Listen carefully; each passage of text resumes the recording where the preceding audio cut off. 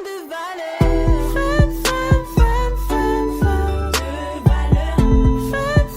Femme au grand cœur. De valeur. Bonjour à toutes et à tous et bienvenue dans l'émission Femmes de valeur. Aujourd'hui, j'ai l'immense plaisir d'avoir dans l'émission Laetitia Defoy. Bonjour Laetitia, vous allez bien? Bonjour Stella, je vais bien et vous? Très bien, merci beaucoup. En tout cas, merci de nous faire l'honneur de votre présence dans notre émission. Merci à vous. D'accord, donc on va commencer à un peu parler de vous et de votre parcours. Donc, vous êtes mariée, infirmière en santé publique, notamment en e-santé. Vous êtes une femme pleine de vie et positive. Pourtant, vous vivez avec une maladie chronique qui est la drépanocytose. Une maladie peu connue, mais contre laquelle vous vous battez. Vous êtes cofondatrice d'une association ainsi que d'une application et régulièrement vous informez les internautes sur les innovations. Nous allons au cours de cette interview apprendre à mieux vous connaître sur votre parcours professionnel, personnel et vos valeurs.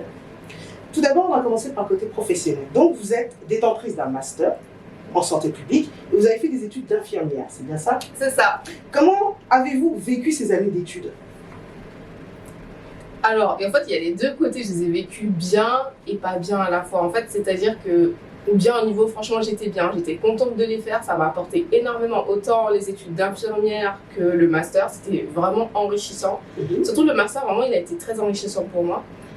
Et il y a le côté où forcément, il y a ma maladie à côté, donc il faut gérer ça. Et il y a des discriminations en fait à gérer. Après, en école d'infirmière, à l'école même pendant les cours, ça s'est passé nickel parce que j'avais des profs super compréhensifs qui ont compris ma maladie, qui m'ont aidée et j'ai pas reçu de jugement de leur part même quand j'étais absente. Par contre, en stage, là, c'était différent. C'est là où j'ai pu subir en fait de la discrimination, mais par rapport à ma maladie, c'est-à-dire en troisième année surtout. Et franchement, il y a eu un stage en particulier où ça m'a marqué. C'était vraiment, ils ont su que j'avais la drépanocytose. Je ne disais pas à tous les stages. Celui-là, je l'avais dit parce que je boitais, mon ostéonécrose était revenue, c'était compliqué. Donc, ils le voyaient bien, ils m'avaient demandé ce que j'avais, j'avais expliqué. Et dans ce stage, justement, c'était un stage où il y a des adolescentes qui ont une maladie chronique. Donc, il y avait des adolescentes diabétiques et il y avait 3 adolescentes qui avaient la drépanocytose également. Et donc, du coup, elles essayaient toujours de me rabaisser en me disant « Non, mais elles, de toute façon, ça sert à rien que tu t'occupes d'elles. Ce sont des drépanocytaires, elles ne vont rien faire de leur vie. Les drépanocytaires ne font rien de leur vie. » Et par exemple, un jour, ils sont venus me voir et ils m'ont dit quoi? Ils m'ont dit « On va te faire un examen de connaissances. » Je dis « Oui, il n'y a pas de souci. Sur la drépanocytose. » Il me dit « Ok. » Et il me dit « Dis-moi ce que tu sais, on va voir ensemble et tout. » Donc, je lui dis. Il me dit « De tout ce que tu m'as dit là, il manque quelque chose de le plus important. » Je dis « Ah bon, d'accord, qu'est-ce que c'est ?» Et il me dit, en gros, la drépanocytose, ils vivent pas longtemps, elles vont bientôt mourir. Oh, c'est méchant ça. En sachant que j'ai la drépanocytose. En fait, c'était que des trucs comme ça tous les jours pour voir si je pleure, pour voir comment je tiens et tout. Et je me dis toujours, tu vas pas pleurer devant eux, franchement, tu vas pas leur faire ce plaisir. J'ai fini par demander à passer de nuit plutôt pour avoir une autre équipe et ça s'est super bien passé par la base de Dieu. Et voilà. Et sinon, j'ai eu mon diplôme en tout cas. Félicitations, oui. Sinon, après, les études se sont bien passées. Bon, très bien. Alors, vous avez ensuite exercé pendant un temps en tant qu'infirmière au bloc opératoire et psychiatrie. Malgré vos conditions de santé, comme vous dites, vous êtes malade, vous avez voulu être infirmière, mais pourquoi? Après, peut-être que c'était aussi un choix égoïste à l'époque parce que j'avais moi-même la maladie. Je me suis dit peut-être que je pourrais m'aider mieux, en fait. Et je voulais aussi aider les autres. Je me suis dit, les autres personnes qui ont la maladie comme moi, je pourrais au moins être utile et faire quelque chose vraiment d'utile. Donc je me dis pourquoi pas. Non, mais c'est vrai que ça partait d'un bon sentiment de notre part. Et c'est vrai que souvent, dans les milieux hospitaliers, on se rend compte que des fois, on a des infirmières qui sont un peu brutales, qui n'ont pas la parole qu'il faut. On est dans un moment de détresse, des fois en hôpital. Des fois, certains ne peuvent pas, surtout en plus avec la période qu'il y a eu de Covid, certains n'ont pas pu voir leur famille. Et c'est vrai que d'avoir des infirmières un peu plus bienveillantes, un peu plus proches de nous, qui sont conscientes qu'on est dans notre souffrance et surtout dans notre solitude à ce moment-là, qu'elles soient un peu plus gentilles, quoi. Et c'est vrai qu'en même temps, c'est vrai qu'être infirmière, aujourd'hui, avec les conditions qu'il y a, et surtout peu d'infirmières pour le nombre de cas de patients qui existent, je comprends aussi que ce soit très difficile pour elles et qu'elles doivent faire au plus rapide, avec des heures de garde incroyables. Donc je comprends aussi leur situation. Mais c'est vrai que c'est important aussi pour le patient d'être bien suivi. Après tout, quand on est bien suivi, on guérit un peu mieux. Ouais, ça c'est clair. Voilà. Donc, Aujourd'hui, vous êtes infirmière en santé publique, Oui, c'est c'est ça. ça, en e-santé d'ailleurs. Quelle est votre spécialisation et pourquoi avez-vous choisi de faire du e-santé? Alors, en fait, déjà, voilà, j'étais infirmière. Comme vous l'avez dit, j'ai travaillé au bloc opératoire. J'ai adoré, en fait. Et ensuite, j'étais en clinique psychiatrique. C'est déjà compliqué là. Ouais, ça va, ça a été. Parce que la clinique, c'est pas pareil que l'hôpital psychiatrique. D'accord. Voilà. Les cas sont plus légers, voilà, ça D'accord. allait. D'ailleurs, j'ai rencontré une personne drépanocytaire là-bas qui a pleuré quand je suis partie parce qu'en fait, et je vais pas dire que j'étais drépanocytaire, hein, mais elle a fait une crise. Mais elle est la clinique psychiatrique, voilà, ils sont pas formés pour gérer des drépanocytaires, ils connaissaient pas. J'étais la seule pour le coup qui connaissait, je l'ai pris en charge. Et elle était étonnée de malade et elle me disait tout le temps, je comprends pas comment ça se fait que vous compreniez et les autres comprennent pas. Des fois j'avais envie de lui dire, oui je Oui, mais on comprends peut parce pas que, tout dire. mais non, j'ai pas On pu. peut pas Et tout dire, voilà. tout à fait. Mais je sentais qu'il me manquait quelque chose. Quelque chose que j'ai pu faire par exemple auprès de cette dame, être plus proche d'elle, l'aider, etc. Et je me suis dit, il me manque quelque chose. J'aime bien les soins, mais j'ai l'impression que j'aime pas les soins plus que de faire de la promotion de la santé. J'aimais ça, faire de l'éducation à la santé, être proche vraiment des patients en mode éducation à la santé. Donc je me suis dit, je vais chercher quelque chose. Et après, il y avait aussi le côté où, à ce moment-là aussi, mon ostéonécrose était toujours revenue. J'avais mal à la hanche. Donc c'est-à-dire que c'était aussi compliqué les déplacements, ça me faisait mal. Je me suis dit, on ne sait jamais où ça peut me mener. Et je pourrais faire infirmière en santé publique, par exemple, avoir un poste à l'ARS. Voilà. Vous voyez, l'Agence régionale de la santé. Assise, après même si faire des déplacements en voiture et tout, peut-être que ça pourrait m'aider. Et puis peut-être que je vais découvrir autre chose. Donc j'y suis allée, j'ai présenté ma candidature, j'étais contente de voir que j'ai été reçue. Ben oui, quand même. Et après je l'ai fait et ça a été super enrichissant. Super enrichissant, on nous a appris en fait avec tout ce qu'il y avait autour, je ne m'attendais pas à ça. Je me suis dit santé, santé, santé, comme à l'école d'infirmière. C'est comme si j'avais un peu des œillères à l'école d'infirmière, c'était santé, santé.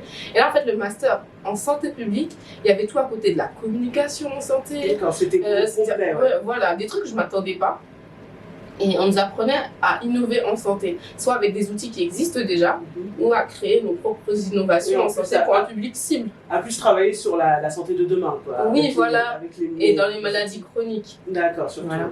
Donc on a parlé beaucoup de maladies, sauf de la drépanocytose, bien évidemment, encore une comme fois d'habitude. Voilà. Elle est toujours oubliée, ça. Voilà. Alors moi, à chaque fois, je n'y manque pas. Je fais, dès qu'il y a un truc à faire, il y a un exposé à faire, hop, je trouve le moyen de faire passer ça en mode drépanocytose pour que tout le monde connaisse. Donc je l'ai fait, mon exposé en master, ça la drépa.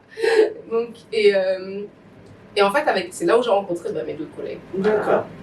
Bon, je pense qu'on en parlera après. Donc, Mais, vous avez fait du e-santé, c'est ça? J'ai fait de la e-santé par rapport à ça, parce que là, on s'est dit, du coup, c'est l'ère de la e-santé qui commençait un peu, en fait. Ouais, il y avait déjà des choses, on s'est dit, c'est parfait, c'est donc super. en e-santé, vous abordez surtout la drépanocytose? Ou bien vous avez d'autres choses que vous Non, en fait, la e-santé, c'est vraiment la santé connectée. D'accord. Voilà. Un exemple? Donc, par exemple, même une montre connectée, reliée à une application qui va évaluer votre rythme cardiaque, c'est de la e-santé. Mais la e-santé, il faut que ce soit utile, c'est-à-dire faut que c'est pas juste pour regarder votre rythme cardiaque, si vous avez une maladie chronique, par exemple, c'est parce que peut-être votre médecin va le voir, vous, et ça va vous aider à gérer votre maladie au quotidien, à améliorer en fait votre quotidien. Oui, c'est intéressant. Donc en fait, vous réfléchissez sur des innovations qui peuvent se faire sur... Très bien, c'est bien. Merci. Bon, nous allons à présent aborder tout ce qui est votre parcours personnel. Et donc, nous allons discuter de ce petit gros truc qui vous embête depuis quelques années, n'est-ce pas? Donc, vous avez un parcours, vous avez vécu et vous vivez encore avec celle que vous avez tendance à personnaliser, c'est ça? Votre maladie, la drépanocytose. Et est-ce que vous pouvez nous expliquer qu'est-ce que c'est en fait la drépanocytose? Oui.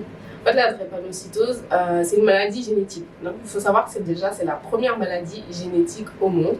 Elle est aussi en France. Et elle touche les globules rouges. Donc, les globules rouges, en fait, d'une personne qui n'a pas la maladie, elles sont en forme biconcave, ronde à peu près. D'accord. Et c'est dans sa capacité, en fait, à se déformer. Dès qu'elle passe dans un petit vaisseau, elle se déforme. C'est la capacité des globules rouges. Et elle vit environ 120 jours. Maintenant, pour une personne comme moi qui a la drépanocytose, nos globules rouges drépanocytaires, ils sont pas ronds, ils sont en forme de banane, voilà, de demi-lune, et tout rigide. Donc, et ils ont perdu cette capacité à se déformer dans les petits vaisseaux. Quand ils arrivent dans les vaisseaux qui sont plus fins, ils se coincent en fait directement. Au lieu de se déformer, de passer tranquillement, ils se coincent. Et tous ceux qui sont derrière coincent. Donc ça crée un bouchon, comme sur l'autoroute, quoi, tout s'arrête. Et il faut savoir que les globules rouges, en fait, c'est ce qui transporte l'oxygène. Donc imaginez, là, vous avez un drépanocytaire qui va vous dire « Ah, j'ai mal ici, là il y a eu un bouchon en fait. » Et les organes en fait sont un peu en détresse au niveau d'oxygène, etc. Et en fait, c'est quelque chose qui fait extrêmement mal. Il n'y a même pas de mots pour décrire cette douleur. Ça fait très très mal. Ça nous emmène souvent à l'hôpital où on est soigné avec des antalgiques très forts dans la morphine. C'est pour ça que beaucoup ont des préjugés sur nous en disant que nous sommes des drogués, mais en fait pas du tout. Mais c'est juste qu'on veut être soulagé tout simplement. Et voilà, donc aussi ça nous crée une anémie chronique. Et nos globules rouges, en fait, ils vivent 20 jours environ, au lieu de 120 jours comme pour quelqu'un normal. Donc, c'est-à-dire que notre corps, il est en constante fabrication d'hémoglobine, de globules rouges. Et ça fatigue énormément le corps. C'est pour ça que vous allez voir un drépanocytaire qui va aussi vous dire « je suis fatigué ». Mais fatigué dans le commun des mortels, on nous assigne comme des feignants, en fait. Alors que nous, fatigués, nous, on est vraiment... quand on dit qu'on est fatigué, c'est limite, des fois, on ne peut plus marcher. D'accord. Alors, merci en tout cas pour cette explication. Elle était très, très pédagogique déjà, parce que vous avez bien expliqué les termes. Moi, en tout cas, j'ai tout compris, et si bien. Et en plus, c'est bien que les gens soient au fait de cette maladie qui est quand même... On en parle très peu par rapport à d'autres. C'est vrai que là, on a eu une vraie explication. Elle est reconnue comme handicap et ALD, c'est-à-dire affection de longue durée. Pourtant, la société est parfois dubitative, comme elle a pu nous le dire Laetitia, par rapport aux mots des gens quand ils disent qu'ils ne sont pas bien, ils sont fatigués, on les prend pour des feignants, on pense qu'ils exagèrent. Surtout, je pense, dans le milieu scolaire, quand on est un peu plus jeune, si on ne prévient pas les enseignants qu'un enfant est comme ça, souvent ça génère on juge l'enfant sur ce qu'il est, et même en tant qu'adulte, dans un travail, si c'est pas reconnu au niveau du travail aussi, c'est pareil, on peut le considérer comme feignant, ou se dire, oh, elle est encore malade celle-là, et puis il y a des préjugés qui se font, ce qui est dommage, et c'est important évidemment que cette maladie soit expliquée, connue, et surtout que les gens fassent preuve de bienveillance par rapport aux personnes qui ont ce genre de maladie, parce que c'est vraiment pas facile. Non. C'est vraiment pas facile. À quel âge vous a-t-on diagnostiqué votre maladie ? En fait, ma mère l'a su depuis que j'étais dans son ventre. On lui a proposé d'avorter. Ah. Voilà. On l'a refusé. Merci à nous. Merci à maman et merci pour nous. Ouais. Et du coup, moi, en fait, elle ne me l'a jamais caché. Elle me l'a dit de ce que je m'en souviens depuis que je suis petite. Et de ce qu'elle savait, elle a su me protéger. Mais elle m'a toujours dit, tu as une maladie, tu dois boire de l'eau. Tout ce qu'elle a compris, elle a pu me le dire en fait. Voilà. Donc je l'ai su depuis mon plus jeune âge et après, voilà, elle m'a jamais traité différemment. Elle m'a dit, tu as une maladie. C'est tout. Hein. Elle m'a jamais expliqué parce que je pense qu'elle-même, elle ne sait pas. Ouais. Vous voyez, c'est pas... c'est bien que le temps vous-même, vous avez trouvé l'explication. Voilà. Comme quoi, le temps fait bien les choses. Cette maladie, elle serait héréditaire, d'après ce qu'on dit souvent, elle est héréditaire. Est-ce que y a-t-il d'autres membres de votre famille qui sont touchés aussi par la drépano? Vous êtes la seule? Oui, en fait, j'ai une tante du côté de ma mère qui a la drépanocytose. Et après, c'est tout en tant que SS, vraiment. C'est la seule. Ah oui, SS, c'est comme moi, on fait la maladie vraiment. Il y en a, ils sont juste porteurs. AS, c'est-à-dire qu'on est porteur du gène. Parce qu'en fait, le gène normal, entre guillemets, on n'a pas la drépa, c'est le gène A, enfin l'hémoglobine A. Donc si par exemple vous n'avez rien, vous êtes AA. Tout le monde a 2 gènes d'hémoglobine. Voilà. Et pour être malade, en fait, il faut les 2 gènes. Donc moi, je suis SS, je suis malade. Ma mère et mon père sont AS. En fait, quand on fait un enfant, chacun donne un gène, donne l'hémoglobine, mais au hasard. C'est la loterie. Donc en fait, ils avaient une chance sur 4 d'avoir un enfant AA, ils n'ont pas eu.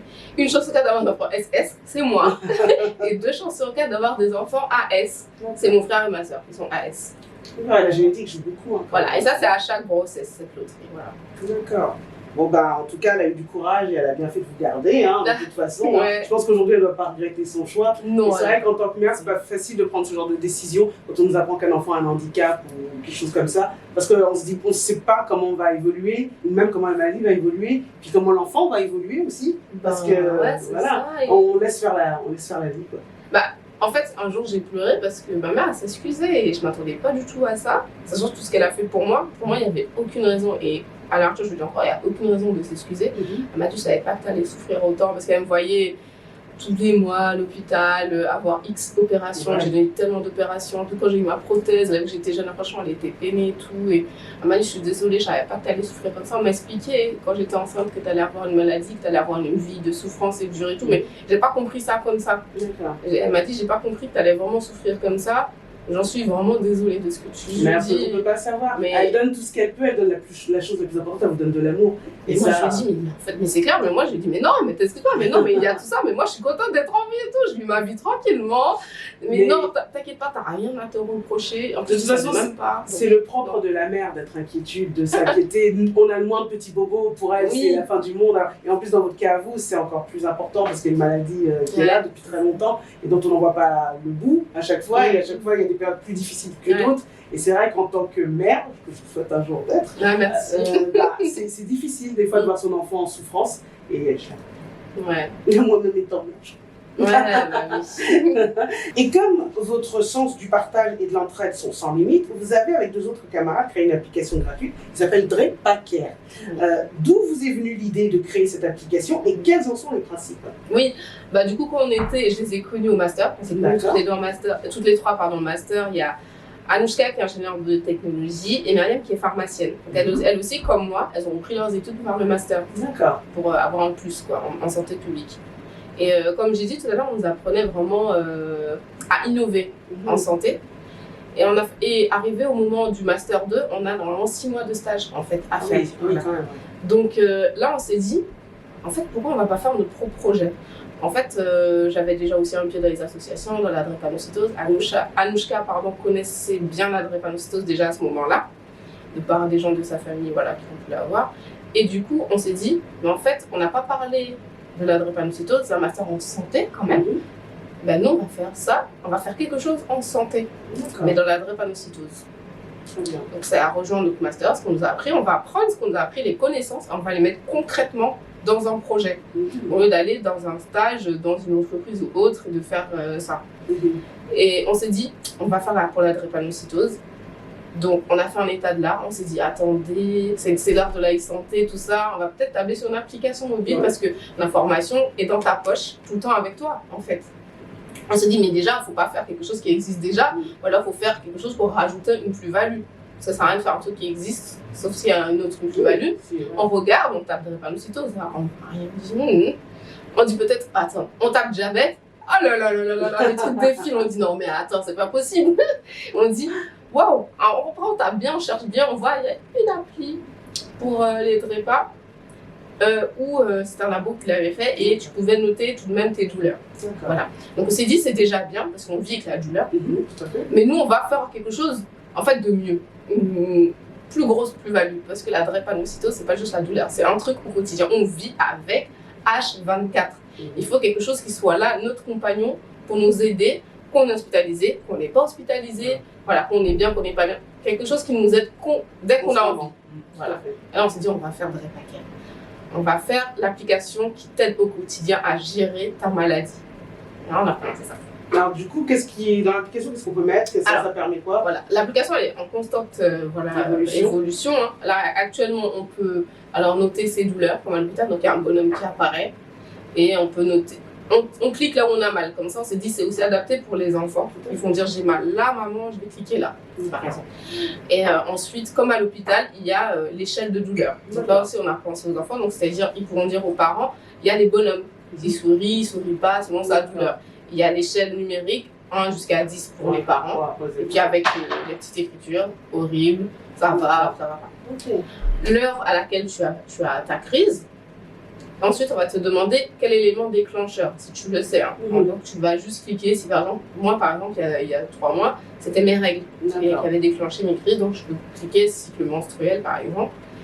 Et ensuite, on te demande qu'est-ce que tu as pris comme traitement. Donc, j'ai pris du paracétamol, etc. Tout ça, ça me fait un récap. Et à la suite de ça, j'étais chez moi et j'ai été hospitalisée. Parce que malheureusement, ça n'a pas suffi. Ça arrive des fois. Des fois, on peut gérer à la maison, des fois, on ne peut pas. Et quand j'arrive à la maison, à l'hôpital, j'ai juste montré mon téléphone parce qu'il te demande qu'est-ce que tu as appris. On te demande directement à quelle heure ça a commencé. Pour quelle raison. Qu'est-ce que tu as pris comme traitement et à quelle heure. Ni une, ni rien, ni une, ni deux. Tac, tu montres en fait. Voilà. Donc ça t'aide déjà. On te le demande 3 fois en plus. Ah ouais. Et puis quand on est épuisé, Et t'es fatigué en épuisé, arrivant, voilà. Des fois, t'es faut plus seul, parler. voilà. Ouais, Avec tout le à Covid, fait. t'es même pas accompagné, etc. Tu peux avoir, donc on a mis plein d'articles qui sont vérifiés, des articles. En tout cas, quand tu te dis tu as un article d'André Bagas, ce sont des articles fiables. D'accord. Les hôpitaux nous les envoient, les infirmières, les médecins, on partage. Les guides, pareil, ça peut être par exemple drépanocytose et grossesse, etc. Tu as des témoignages de drépanocytaires du monde entier pour te sentir moins seul, savoir ce qu'ils vivent. Et là aussi, c'est ça, on met des témoignages de drépas de tout âge aussi. D'accord. Et de toute couleur de peau pour aussi les gens qui disent que c'est aussi une maladie que de noir, etc. Ouais, tout à fait. Donc vraiment tout le monde. Non, c'est bien.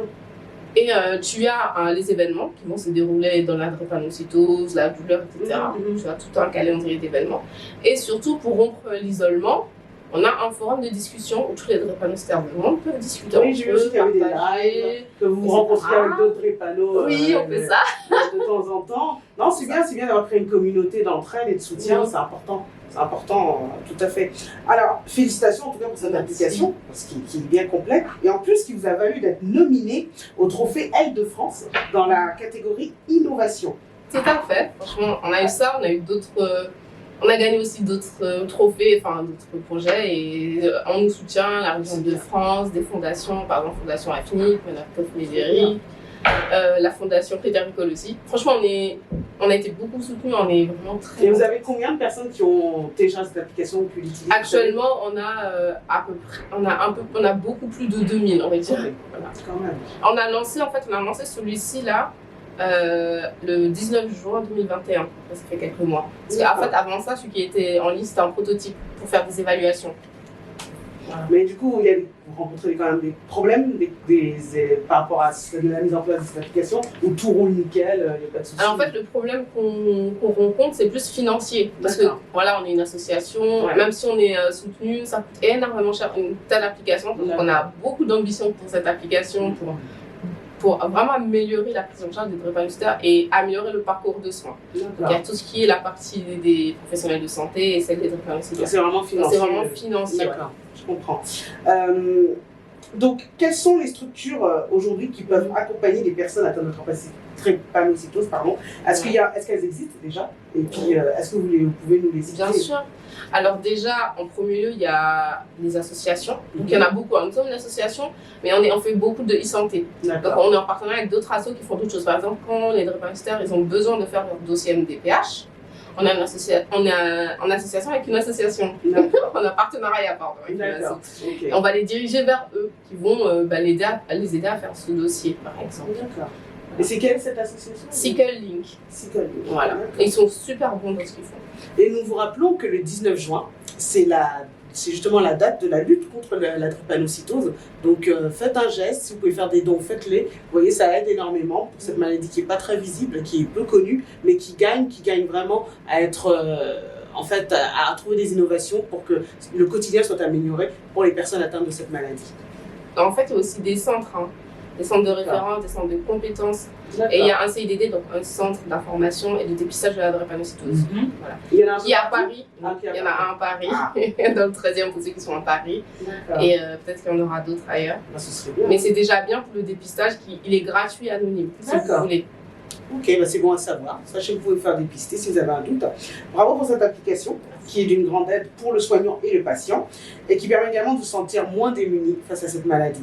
Dans votre quotidien, on vous voit entouré par votre famille. En tout cas, vous avez une mère qui vous a bien épaulé au quotidien et qui a su être ferme quand il fallait pour vous pousser à mieux vivre la maladie. Mais on voit aussi que vous êtes épaulé par votre mari, dont vous partagez via votre compte Instagram vos moments difficiles, mais également vos moments de complicité et d'amour. Cela ne doit pas être évident justement de faire ce ménage à trois, parce que, n'est-ce pas? Mais ce qui est marrant, c'est que dans vos vidéos, vous faites part d'humour et de dérision face à cette maladie, et vous lui montrez que vous êtes tous les deux, vous et votre mari, plus forts qu'elle. C'est clair et net, puisque comme vous l'avez dit dans un post, cette maladie ne vous dictera pas votre vie. Ça, c'est très bien. Et comment ça se passe? Donc, là, on va parler justement du couple et de la drépano. Comment ça se passe au quotidien? Comment ça se gère? Comment ça s'accepte? Comment on arrive à tenir? Est-ce que quand l'un tombe, l'autre arrive à relever l'autre? Ou quand l'autre... C'est comment? Bah alors déjà, c'est vrai que j'ai la chance d'avoir le mari que j'ai, c'est vrai. Il a accepté, mais il y a aussi une part de nous, en tant que drépanocytaires, comment nous on accepte. En fait, la façon dont nous, on accepte notre maladie, de la façon dont on vit avec, le partenaire va faire la même chose. D'accord. En fait, de prime abord, en fait, en tout cas. C'est comme ça qu'il va la recevoir et le voir de nous. Donc moi, en fait, il a vu la façon dont j'avais accepté et comment je vis avec. Donc lui, il ne peut pas se plaindre à ma place. Si moi, je ne me plains pas et je vis avec, je me bats, je vis ma vie, lui, ce qu'il a à faire, c'est du coup me soutenir en tant que mari pour m'élever et continuer à faire ceci. Comme moi, je le fais avec lui, et même sans sa maladie.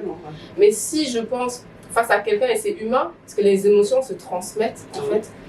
Si tu arrives déjà en mode t'es pas bien, tu n'as pas accepté, et la maladie pour toi c'est une honte, c'est un tabou, tu veux pas, peut-être que la personne en face sera aussi dans le même mood, et à un moment ça va s'essouffler, et ça va le faire que il aura plus envie en fait, parce que c'est toujours que du négatif. Tout à fait. Ah bah vous, on voit bien que c'est pas une négatif. Il y a souvent des fous rires, il y a souvent des moments de télé, à regarder des films ensemble, le Koh-Lanta est commenté. Ah oui. Il y a de grands moments en tout cas. Non mais c'est bien, c'est formidable. Et après, on s'arrange. Il sait que j'ai la maladie, il sait qu'il y a des choses que je peux pas faire et des choses que je peux faire. Donc on va s'arranger, par exemple, qu'on va faire le ménage, et ben lui c'est qu'il va faire tout ce qui est très physique. C'est lui qui va nettoyer la baignoire parce qu'il faut frotter, c'est lui qui va passer de l'aspi, il veut pas que je le passe parce qu'il préfère que ce soit lui parce qu'il peut bien appuyer, et moi peut-être je vais faire plus légèrement, ce sera mieux fait de son côté. Tout ce qu'il faut porter, bien évidemment. Ça, je pense que même sur la maladie, on ne pas laissé porter. Là, on parle de concession, mais là, plus là. Dans le couple, c'est de la concession plus. Voilà, plus, et moi, je vais faire autre chose, la machine, le non, mais c'est bien, linge, à réussi à manger. trouver Un équilibre, en fait. Un équilibre, tout à fait. C'est ça. C'est très bien en tout cas. Je voulais savoir, quelles sont vos passions et vos intérêts, Laetitia? Ah, vous l'avez dit. Alors, elle aime manger. Ouais, alors j'aime trop manger. Ça, franchement, je sais pas, mais j'aime manger. Après, mais là, c'est plutôt mon chéri qui m'a converti au cinéma. Ah, ok. Donc en fait, chaque fois qu'il me dit on va au cinéma, moi je dis ah oui, je dis jamais non. Cinéma, film, presque tous les soirs on regarde un film, hein, quasiment, dès qu'on peut. J'aime beaucoup, on commente un peu les plus cinéphiles, alors que j'aime regarder le film, hein, mais il ne faut pas me demander le nom des acteurs, le nom du film à la fin. Mais j'aime ça. D'accord. Voilà, j'aime ça. Et j'aime beaucoup, beaucoup, beaucoup la nature. C'est-à-dire là, il fait froid, donc je ne sors pas. Mais moi, c'est une source pour moi de vie, de me balader et de vivre à côté, par exemple, d'une forêt. C'est pour ça que j'ai voulu, là, avec mon mari, on vit à côté il y a plein d'arbres, des endroits pour se balader, etc. J'adore la nature. Ouais. C'est d'accord. Bon, bah, c'est intéressant.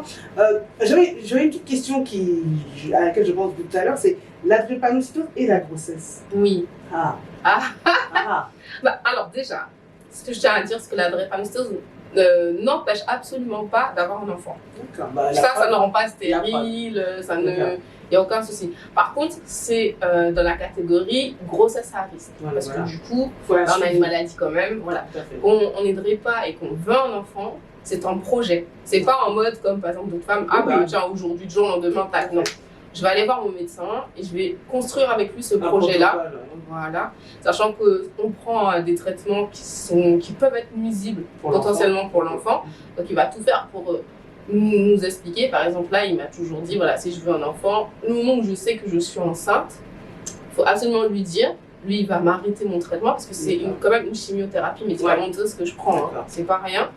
Et ensuite me mettre, par exemple, sous échange transfusionnel ou autre chose. Voilà. C'est vraiment... Il faut vraiment un protocole. Et un bon suivi, plus que les autres femmes qui n'ont pas de maladie. C'est ça. D'accord, ok. Et dans votre parcours, tant personnel que professionnel, est-ce qu'il y a des personnes qui vous ont influencé? En fait, pas vraiment. J'ai pas eu... la seule personne qui m'a influencée au niveau du caractère, c'est ma mère. Et de la force et de la résilience, c'est vraiment ma mère. Après, au niveau parcours professionnel, non, parce qu'en fait, j'ai plutôt toujours été diminuée. Au contraire, on m'a toujours diminuée, on m'a toujours... J'ai pas trouvé, à part mon mari et ma famille, quelqu'un qui va me soulever, en fait, au niveau professionnel ou autre, même s'il y en avait des gens qui étaient gentils, bien évidemment. Et jamais quelqu'un qui me dit, mais franchement, waouh...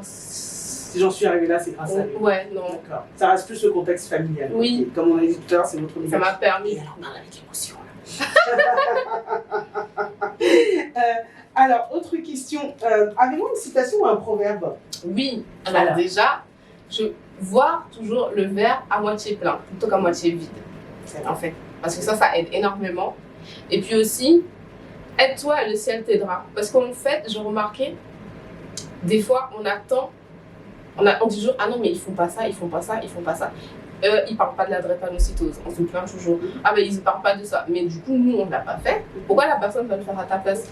Pourquoi il va commencer puisqu'il n'est pas atteint lui-même et il n'a peut-être pas de personne de son entourage qui est là? Tu ne peux pas te lever en un matin et dire, ah, je vais parler de la drépanocytose. Non, Tout à fait. tu vas le faire parce que tu auras vu quelqu'un, peut-être, par exemple comme vous, peut-être vous m'avez vu sur les réseaux en train de parler de la maladie, vous avez dit, ah mais oui, c'est vrai, c'est intéressant, et il faut en parler. Tout à fait. Mais voilà, il faut que du coup on conscientise les gens, et là on ramène des gens dans la lutte, et là ça avance. Donc aide-toi déjà, et le ciel t'aidera. T'aidera. Marche. Voilà. C'est ça. En tout cas, notre émission touche à sa fin et j'aimerais remercier Laetitia de nous avoir fait le plaisir de sa présence. Une présence agréable, très souriante. Merci pour votre positivité et votre combat chaque jour contre cette maladie. Un combat qui donne de l'espoir et à d'autres surtout et permet de ne pas se sentir isolé face à cette maladie. En tout cas, nous, on voulait vous remercier en vous donnant un petit cadeau. Oh, mais c'est trop gentil, merci. Voilà. Donc, merci aux auditeurs qui nous ont suivis. En tout cas, je vous donne rendez-vous la semaine prochaine avec une autre femme de valeur. Laetitia nous a démontré à quel point la vie mérite d'être vécue et que malgré les doutes et les déceptions, il faut croire en soi car vous êtes le ou la mieux placée pour connaître votre valeur. Je vous dis à très bientôt. Au revoir. Au revoir. Femme de valeur.